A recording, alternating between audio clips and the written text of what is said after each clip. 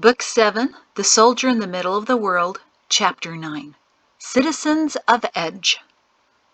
On his third day as Corporal Thorn, he discovered the benefit of keeping Shin on his uniform. As the general's authority to the fort, the corporal was afforded privileges and power such that no one was quite certain what to do with him except agree with whatever the general's son suggested. As long as he was reasonable, not even the new commanding major saw a need to control or confront him. Realizing that a lot of withering crops were still not harvested, and dozens of ruined houses weren't being stabilized, Corporal Thorn called for a mandatory meeting at the amphitheater, requiring that all healthy citizens over age 30 attend. They, after all, were ones who remembered his grandfather. When he first returned, word that a lost Shin grandson had been found spread faster than the good news that General Thorn wouldn't be returning anytime soon. It traveled even swifter than the devastating news that the entertainments were canceled until the world was stable again. After dinner on the third evening back, Corporal Thorn, wearing the Shin label, went to the amphitheater by the back entrance. Early in his career, no one paid attention to his name or his stature. He was just another soldier on duty to make sure no villagers mauled the actors. But after tonight, they would remember him. While Major Krupp addressed the crowd about Idemia, the eruption, and the need to start cleaning, the corporal waited at the back of the amphitheater at the base of the steps that led to the platform.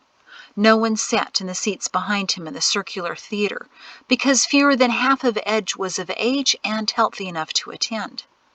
As he waited for his turn, he found himself staring at the large oak tree, oddly growing in the middle of the amphitheater, despite being frequently covered by a thick canvas to keep out the elements. But the sturdy oak flourished, even now after the eruption, shading the back areas of the immense platform. Often higher branches that overflowed the platform were incorporated into the performances. Occasionally someone suggested taking it down, but the tree had been there ever since they could remember, so it should stay. He noticed another strange feature of the amphitheater, a small warm spring on the ground which usually bubbled merrily. Performers often freshened their hands and faces in the natural basin, no larger than a dinner plate. He marveled how the tree survived next to the spring. Or perhaps the spring sustained the tree. He knelt to investigate it, but nothing happened. He was sure it was still bubbling last year when it was pointed out to him, but as he palmed the stone basin and put a finger experimentally into the hole where the water used to come up, it was dry. He didn't know why that disappointed him so much. He stood up, shook out his hands, lifted off his cap to smooth back his hair, straightened his jacket, and waited for Major Krupp to announce him. When he heard his name, Corporal Lek Shin Thorn inflated his already broad chest and marched confidently up the steps to the platform. The collective gasp of the audience was most rewarding. He hid his smirk and kept up a solid Perrin Shin demeanor as he strode to the front. The citizens of Edge shrank back in surprise. Whispers flew as Major Krupp slinked to the edge and sat down nervously on a chair. He glanced out to the audience, nodding that he agreed with all their hushed sentiments. He was back. Shin paused, allowing the audience to finish their murmured exclamations. When he began with, "Citizens of Edge," he purposely lowered his voice just to make sure it sounded colonel enough. He could hit that gravelly point as well as his brother Ralph could. An older woman whimpering and passing out in the fourth row told him he nailed the impersonation better than Major Krupp could ever hope so. He spent only 5 minutes telling them the importance of gathering as much food as possible and of slaughtering all livestock not necessary for propagating the herds, that rationing of food was crucial to their survival, and that anyone seen wasting food would be severely punished. He also told them the need to keep the spread of the pox to a minimum and how to do so. But 5 minutes was all it took. When he asked if there were any questions, no one twitched. He followed Thorn's advice and enjoyed the moment, staring out at the stunned citizens, wondering who may have been his grandmother's students, who might have played kickball with his father, or looked longingly at his aunt. And he wondered how many staring back with enormous eyes might have chanted General Shin so many years ago. Finally, he nodded in a Thorn-like manner and announced that if there were no further questions, he'd dismiss them to get in an hour's worth of work before the sun set. Immediately, the audience stood up and hastily filed out of the amphitheater. Well, almost everyone filed out. One old man hesitated.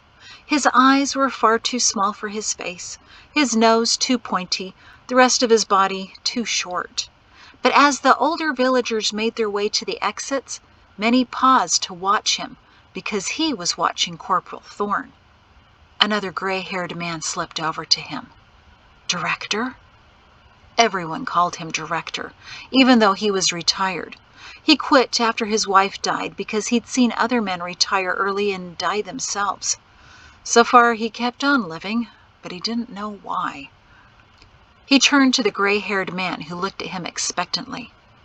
"What do you think?" he asked the director, bobbing his head ever so subtly at the tall corporal, who turned and trotted down the back stairs of the platform.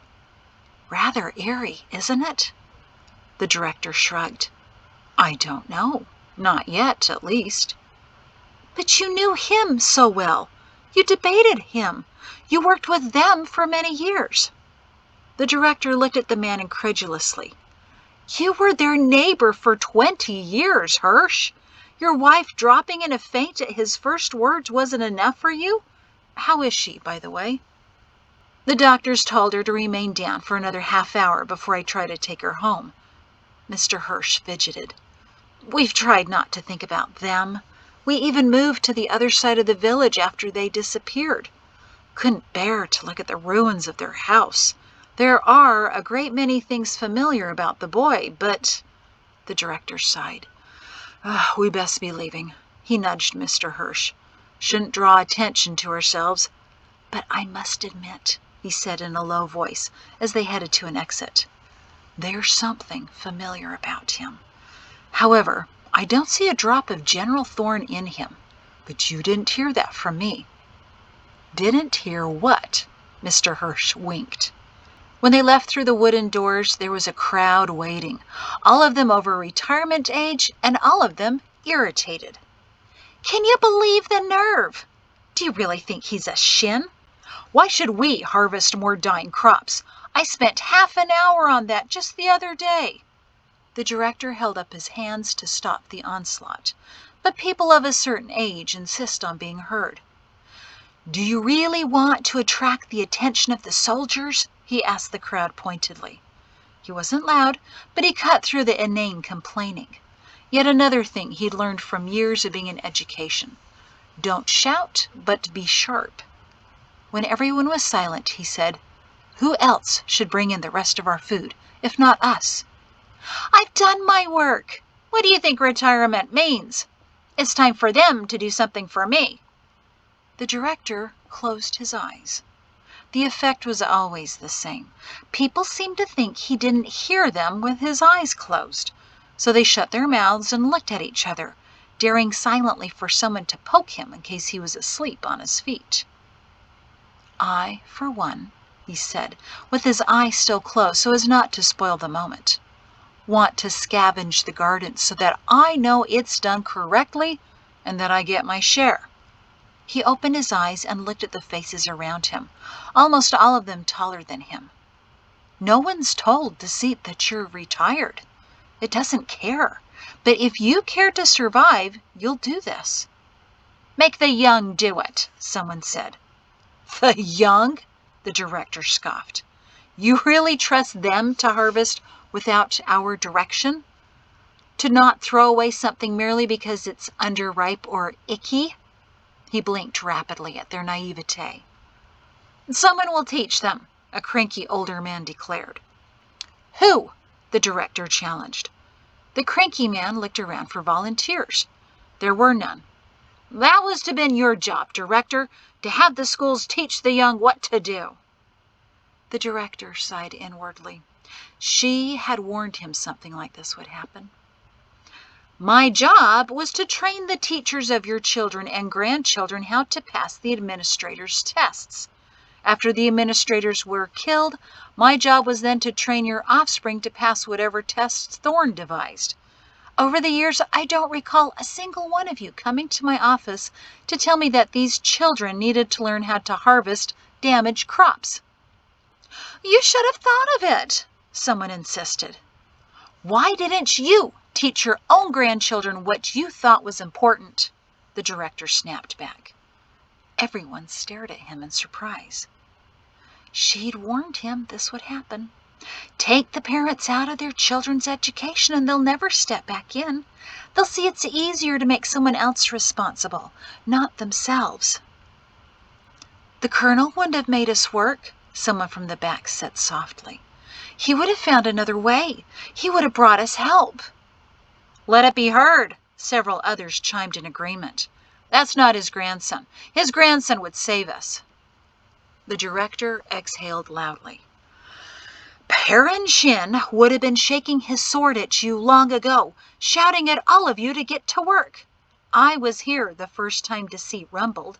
Shin organized cleanup crews within an hour, set folks to hunt for deer and fish in the river, and ordered several of you to stop fretting about your houses and start planting your crops. His audience inspected their feet. Only after that late snowstorm did he steal those wagon loads of food, and then he ordered us to plant extra to pay it back the following harvest season. Remember? I certainly do, because that was the first time I ever planted and harvested a garden. Never argue the facts with someone else who was also there. The older his neighbors grew, the more selective their memories became. They remembered everyone was smarter when they were young, the air smelled sweeter, and the elders were respected. Maybe that's because those elders were worth respecting, the director thought. But this sad, sorry lot of adults were as lazy and selfish as their grandchildren. If the retired folks of Edge didn't think their youth had any work ethic, it was because the young had never witnessed any.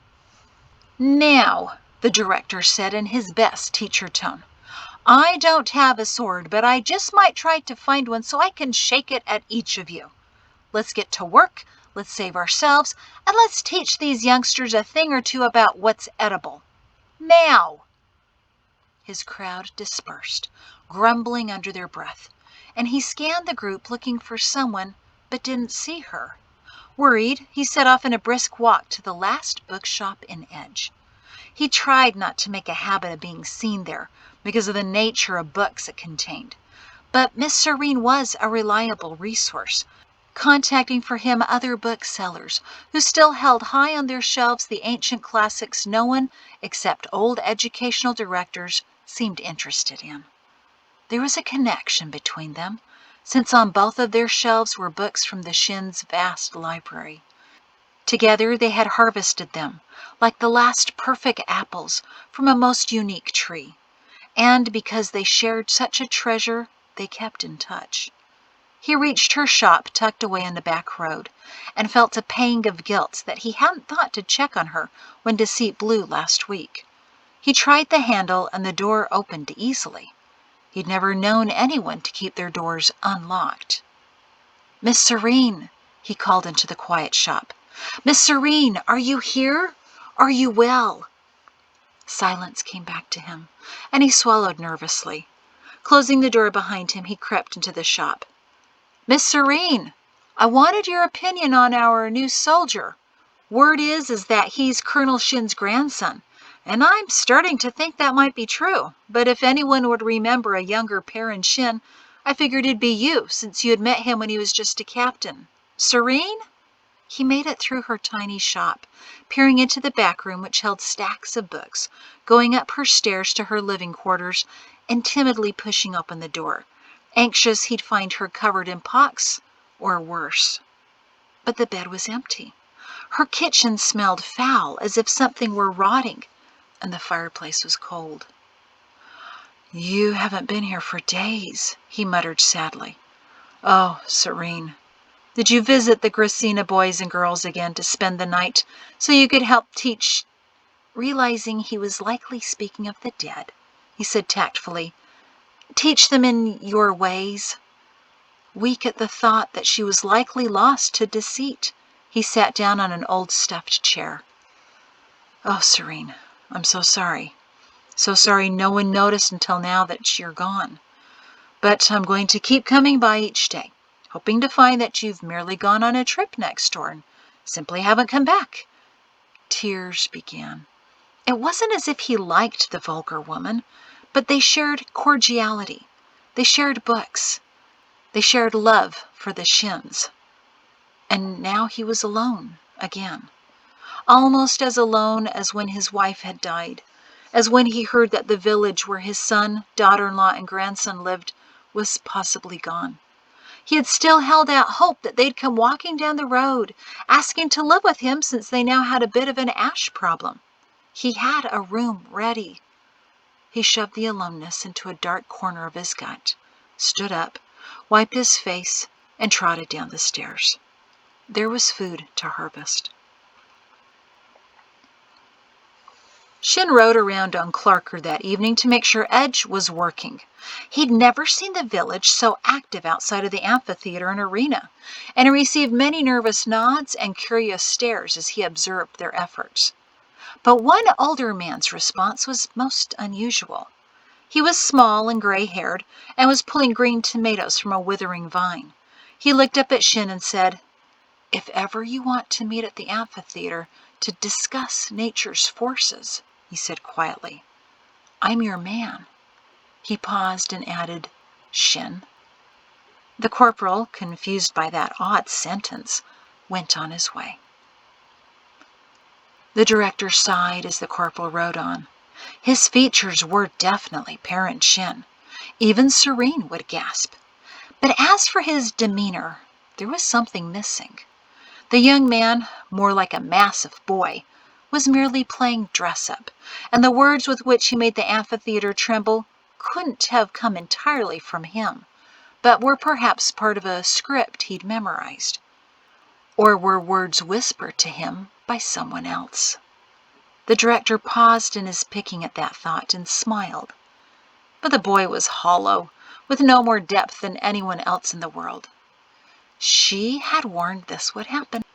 They had argued in the privacy of his shack of an office long after debating was officially gone. When people stop debating and wondering for themselves if something is right, they'll stop thinking. And then where will we be? Mari had asked him. They'll become as complacent as dumb sheep, led by anyone promising them food and security. He was sure she'd kept up debating with her students, the thieving and absurd boys of Edge. That was probably how she accomplished so much with them. Many passed their final tests with outstanding scores, and one of them even became an officer, but probably only because he had a great deal of inside help.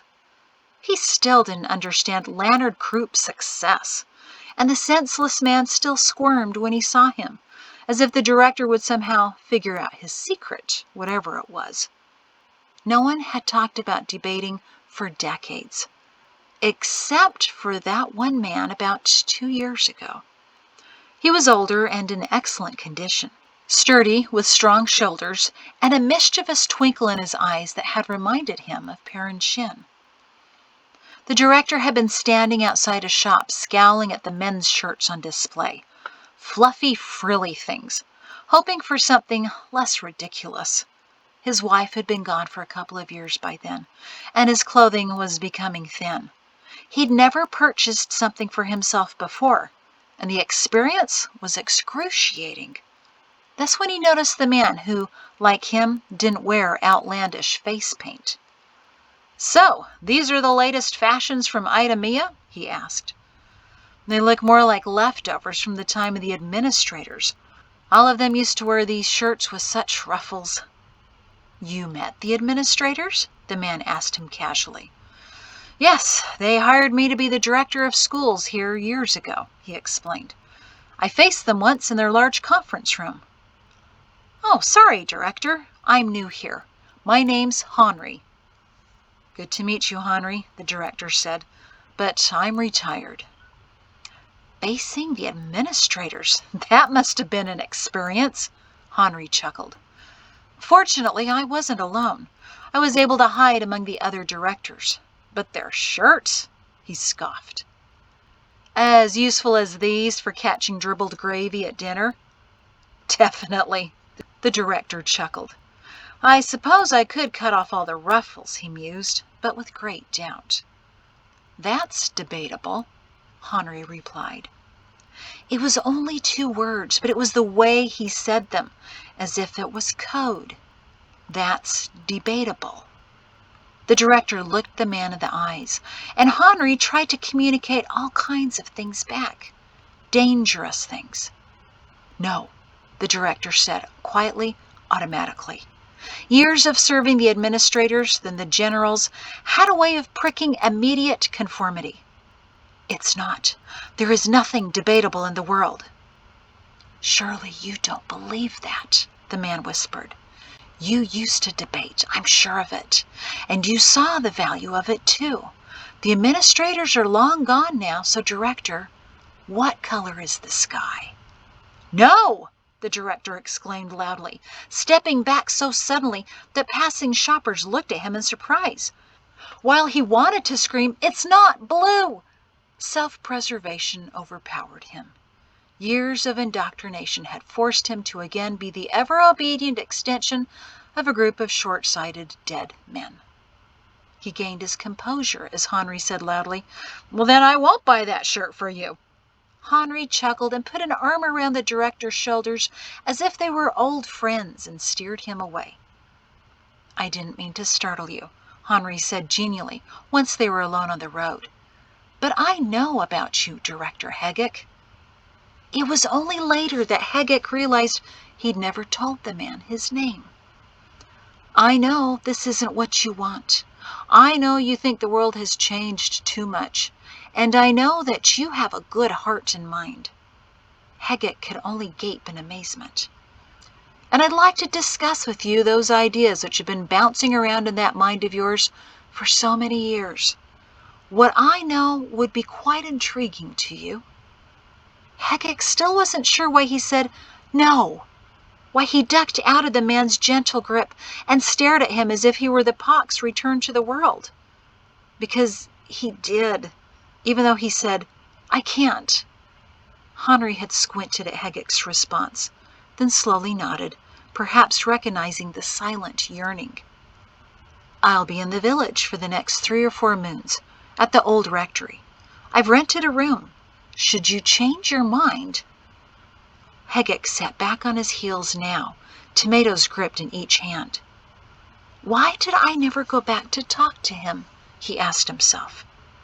He looked up at where the young corporal had been, and wondered why he suddenly remembered that incident from 2 years ago.